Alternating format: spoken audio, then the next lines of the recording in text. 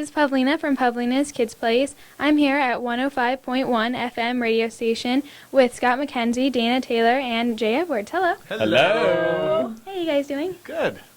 Thanks for coming. Yeah, thank you. So, how early is too early for a morning show?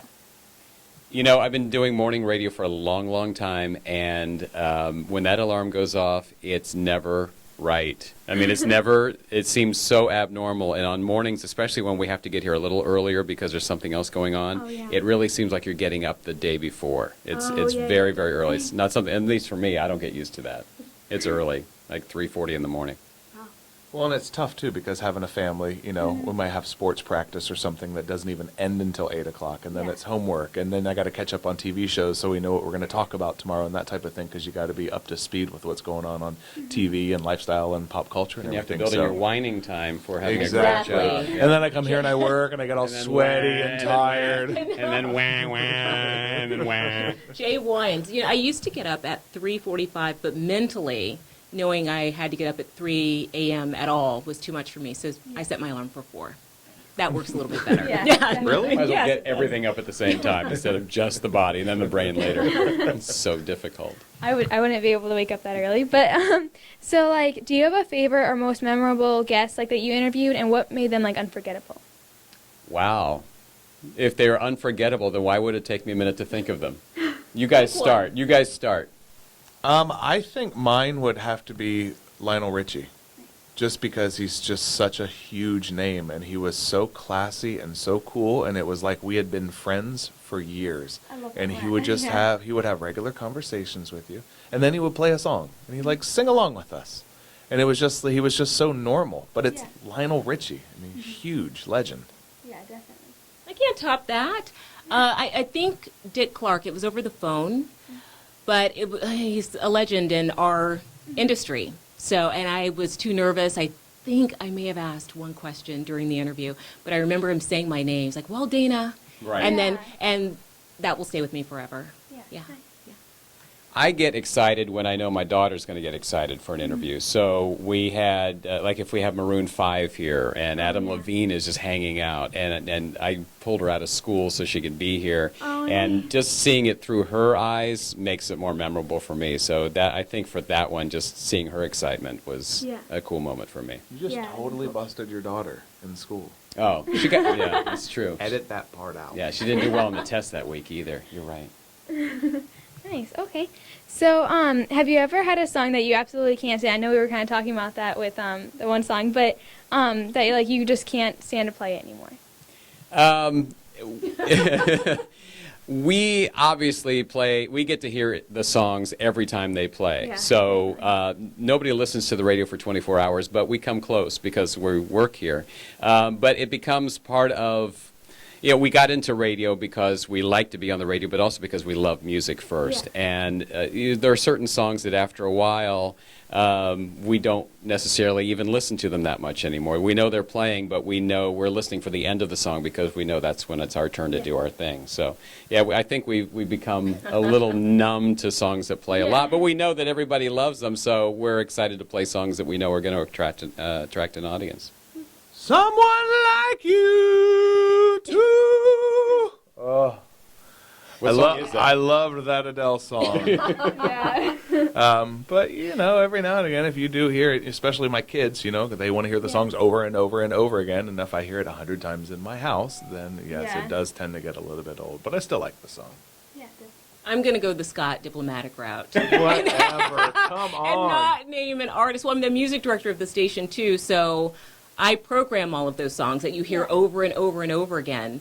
No, I have one or two. There's a particular band that I don't need to hear ever again, but I just can't say who it is. You know, the mistake I've made, and now I've trained myself, is if we start playing a song, I'm like, I love that song, and then I buy it.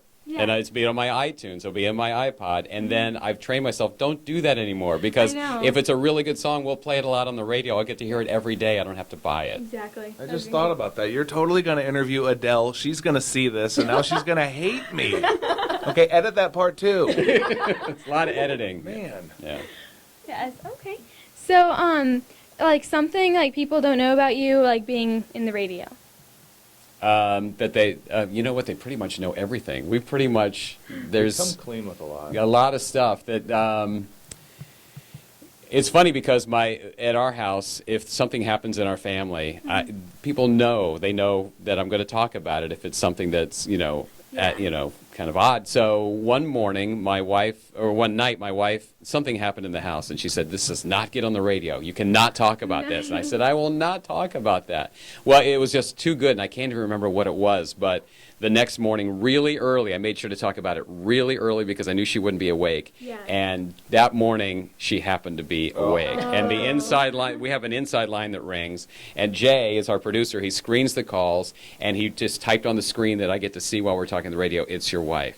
And I was like, so, yeah. So I pushed the button, and we put her on there. She goes, "I'm awake." And I'm like, and so we had a little discussion You're that so night. busted. I know. But I'm trying to think, do you guys have anything that, I guess we would have to spill it right now if it was something we don't talk about. I'm a lot taller than I sound on the radio. No, I don't know. I can't think of anything. I mean, we do. We pretty much come clean with everything because if it's embarrassing, it's funny. Yeah. And I think listeners like to know that you're actually human too, and that you make mistakes and that we are goofballs. We're certainly far from perfect. Do you have anything people don't know about you? Yeah, if they don't know, it's because I don't want them to know. Awesome. Yeah. Okay. So okay, so just pretend like tomorrow morning you're gonna get a call from like a morning talk show host in New York. Would you take it or would you stay here? You want to start? I will always start it. Go ahead. Like for a job? Yeah. We're all under contract, so we can't.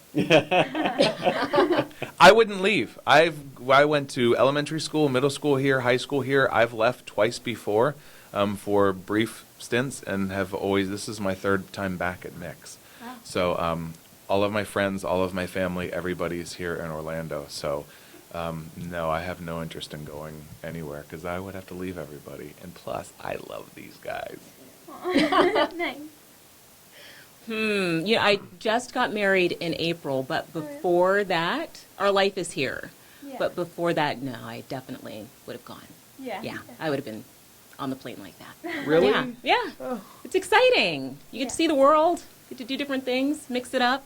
I'm an Air Force brat, so You don't have to get on a plane to go to Ocala. well, There are times that people will, say, "Hey, what's your deal? What's your, how long are you going to be there? What's your contract?" There have been times that there have been people that have asked, and I've kind of pursued it a little bit, but then I have stayed for one reason or another. And then, sure enough, within 6 months or a year, that station has flipped formats, and they're a completely different thing, and they've completely fired their whole staff. And it's always been, for me, the right move to stay here. And this has been a couple of decades here. We're still Mix 105.1. We still have the same logo, and it's awesome to be able to have had our family stay here all this time, for our daughter to go through the same school system for all this time. So, like Jay said, we're just surrounded by friends and family, and this is home. Nice. That's good though. Okay. So, what's the most embarrassing mistake you made, and how did you correct or save it? My most embarrassing moment was at my first radio job, and every day, I think it was at 3:20, the time, they sponsored The Time. The Time was brought to you by Kentucky Fried Chicken. And I was so concerned about getting it right that I transposed a couple of the letters of Kentucky Fried Chicken, and it came out with a very awful word that you can't say on the radio. And it just came out there. And then the next day at 3:20, I needed to do the same sponsorship again, and I was so determined to get it right that I overcompensated and got it wrong again. So that was 2 days at the same time that I said the worst word you can say on the radio, and I will never, ever forget that. But it was a very small station, and I don't know if anybody even really heard it. I would probably have to say mine is very similar, and it was at a radio station in Alabama, and we were doing a club remote, and the guy that's filming this interview right now, he was my boss, and we were out there, and they told me to relax and have a good time and try and get people to come out to the club, and so I was relaxing and having a good time, and it was a live call-in trying to get people to, "Hey, come on out and join us, we're having a good time out here at the so-and-so club," and beep, a word came out. and it was really bad. And I realized that I did it, and I tried to pretend like I didn't do it. And then I tried to come up with words that rhymed with that word so I could tell the boss the next day that, no, really, I said this word. And no, they heard the exact word and got called in immediately the next day. So there was no hiding that one. And there's not a lot of words that rhyme with that word. Nope. Dana? I've never sworn on the air. But the first time I went on a commercial radio station, it was for an audition. So I was nervous. I wanted to get the job. Or else I wouldn't have been there. And I went on the air, I did my break, and I pushed the song, and the song wouldn't go. And I kept pushing the button.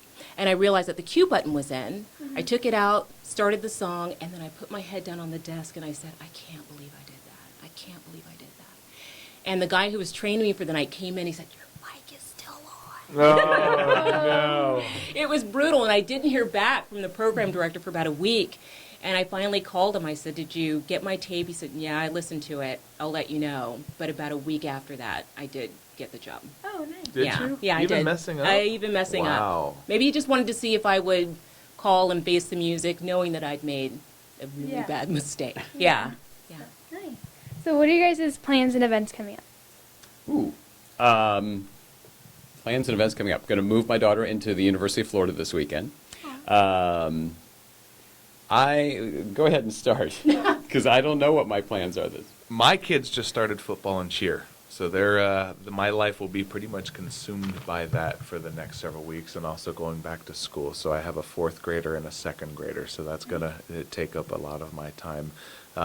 But we've got some cool events coming up at the radio station with our back to school broadcast. There's one with our Petapalooza that we might be able to announce soon. Maybe a couple certain performing acts that might be coming to town that you might want to interview. Yeah, definitely. Yep. So, how about you? Just playing for the rest of the summer in the heat. But professionally, what we have at the station, we have Headley coming up. Rebecca Ferguson, who is a British artist, who's going to be stopping by the station. Neon Trees and Graffiti 6 are coming by. Can't wait for that. Yeah, we're excited about all of that. Yeah. Definitely. Well, thank you so much for talking to me. Thank you. All right. Thanks for coming in. Cut!